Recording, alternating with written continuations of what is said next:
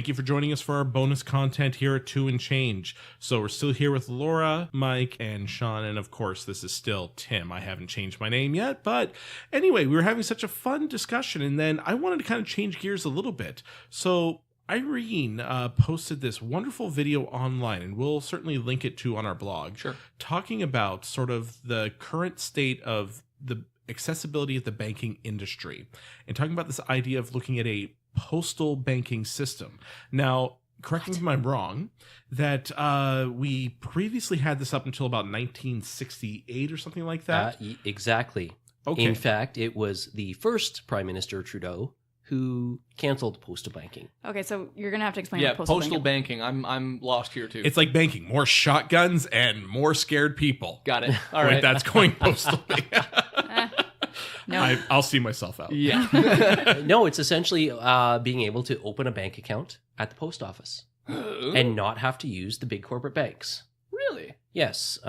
So you open a savings account or a checking account. It's particularly good for folks who are low income because it operates at a not-for-profit basis. Okay. Like So credit unions. You're not paying the big fees. In fact, in some countries, they partner with credit unions to help offer low-interest mortgages as well, Okay. and low-interest loans. But Canada did have this. You used to be able to have a bank account with the post office. Wow. And this was completely run and administered by the post By office. Canada Post. Interesting. And this is, of course, pre-privatization of Canada Post. Yes. So in essence, pre-privatization of the Bank of Canada, even in many ways. yeah. Yeah. So basically, It's also pre-fractional reserve banking, which is where you're going to find Yes. the biggest obstacle there. So really, it's so before we had an infrastructure in place where basically, for at not even arm's length, the government was you had a bank account with the government. Yes. But now, if we were to reintroduce such a thing, can we even do that? Would the pushback be there? Like, would the demand be there? I mean, there's so many questions there. Well, there's been half a dozen studies into this, including by the Library of Parliament. Canada Post itself conducted a study on it. The Canadian Centre for Policy Alternatives has conducted a study on it. There's not really a threat to the banking industry No. to letting No, this there's go not. ahead. No, there's not. Well, I think this, just understanding, because I work for a bank and I also work in information security, or my job touches on it a lot. So when I hear that, I think of that, well, it seems like it would be a really great product. I'm wondering if that would open the door for these fintech companies like Apple and Amazon to do that as well, right? Well, technically, Rogers is registered as a bank. Yep. Yeah. Yep.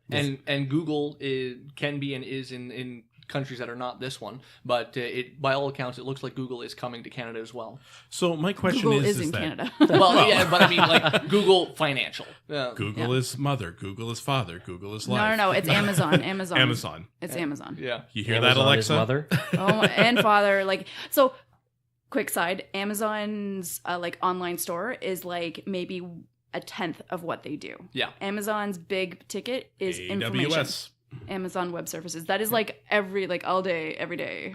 Yeah. about So the question Amazon is, Web Services. so we just named about 3 or 4 major companies who are kind of in that sector. Yeah. If we have this, why would we need postal banking? It comes down to taking a look at Canada physically. Look at the geography of this country. Yeah.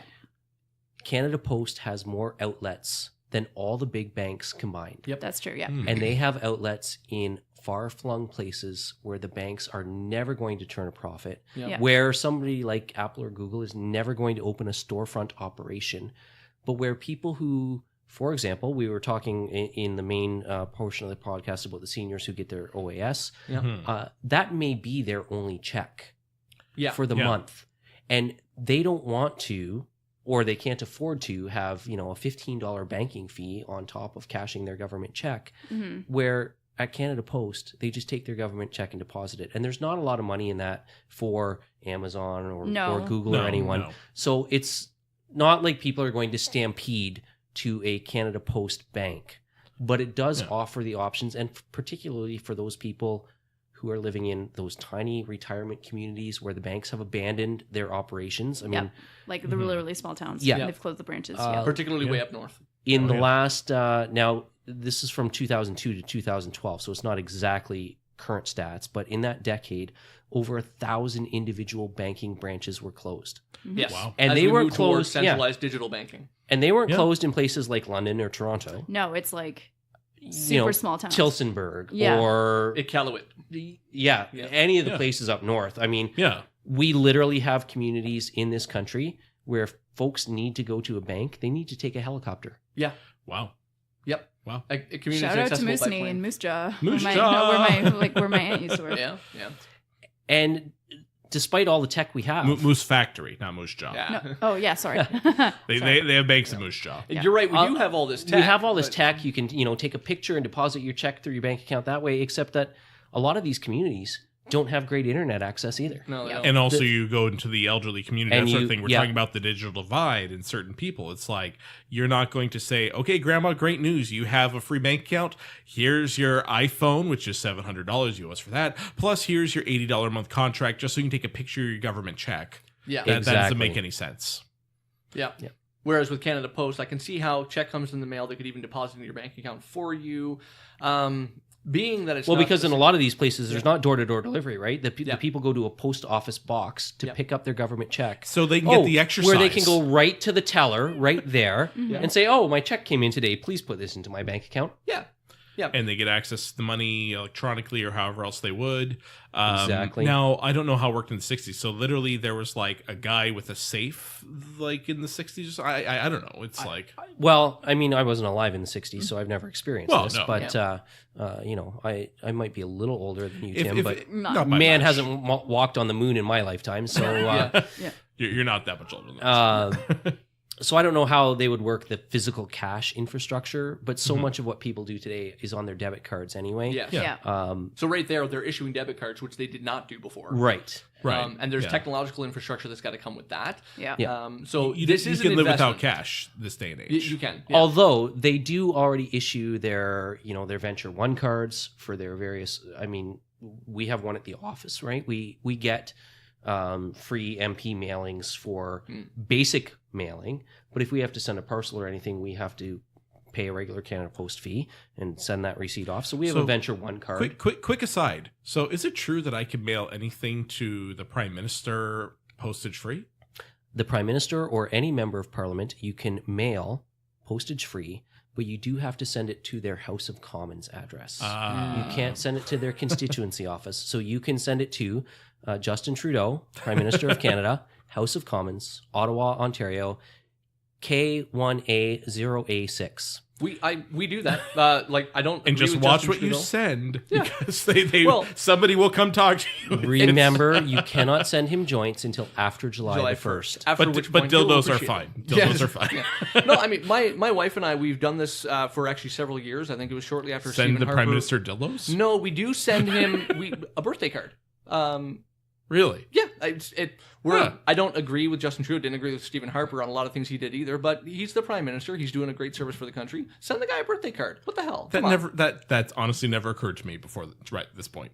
Look send, at you being nice. Well, send the guy. You're so civic minded, Mike. Send the guy the birthday card. I'm Stephen I'm Harper. just so April glad you 23rd, support our current government. Well, listen, they were elected. I don't agree with them. I'm allowed to not agree with them, but I actually do like the guy. But He looks like a Disney prince. My, what a guy. No. Trudeau. Yeah, we can't sing anything more than that. Well, okay. So kind of going back to postal banking. Okay. Yeah. So let's say, I believe that banking in this day and age, I mean, if we're going to sit there and call access to internet a human right, I think I don't. it doesn't matter. I call it an infrastructural crisis, but not a human right. I wouldn't call it a human right. I would call it an the UN essential does. service, however, in the 21st Yeah. century. Well, the UN calls it a human right. They also And we signed on for that. the UN says a lot of things I don't agree with. Okay, European yeah, Parliament, which is very involved there as well. They once passed legislation that bananas need to be straight so that they can fit in boxes better. Like these people are nuts over They're there. bananas. That is very discriminatory to the gay banana. That's exactly what I thought. Forcing bananas to be straight is great. but they do fit. In Well, the box you know, I've read about banana conversion therapy. Now, I don't agree with all the things they say, It but they involves send you genetic to a nice manipulation. camp. It involves genetic manipulation. The bananas were born this way, or so they say. Yeah, But anyway. exactly. We can still straighten them out. Oh, we're unpacking. My a lot husband, ladies and gentlemen. We'll stay So- classy. Yeah, we'll stay classy. So we're looking at so let's say we do something like this. So we roll this out. Do you think this would take the place of, say, Canada Post just rolls out a service, they become their own bank? Do you think they partner with another bank? I think it can take a lot of forms, but what do you feel would be the most likely avenue of approach? Well, I think it Opinion, really of course. wouldn't be, opinion-wise, it wouldn't be that difficult with the infrastructure they already have. Like I said, they issue Venture One cards with account numbers on them. They already have a cash infrastructure. You can pay for your Canada Post shipping in cash, right? They have a cash Sure, drawer sure. with a float and everything. ATMs are a little bit of a challenge. Yeah. They don't have those. Now, you can do a withdrawal of a cash advance on any debit machine basically anymore. So maybe they don't have ATMs. Maybe if you want to do a cash withdrawal, you just stick your card in the debit card machine and they pull the cash out of the drawer for you.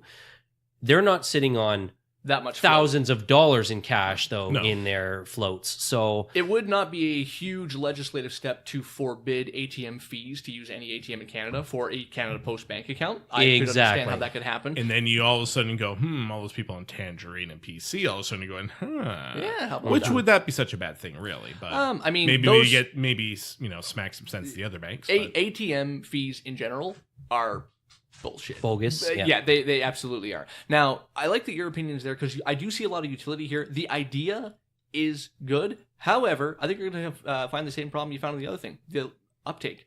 People will not use it. I think that it'll be an option. You'll make it an option available for people. I think that your uptake on it versus the investment you put into it will be very, very minimal. Well, it's interesting because the uptake has been pretty good in the UK. It's been pretty good in places like Hong Kong. Those places don't have rural areas. However, Yeah, Sure they they're- do. well, the Hong UK Kong does. might. Hong Yeah. Kong may not. yeah. But It's in the name, Hong Kong.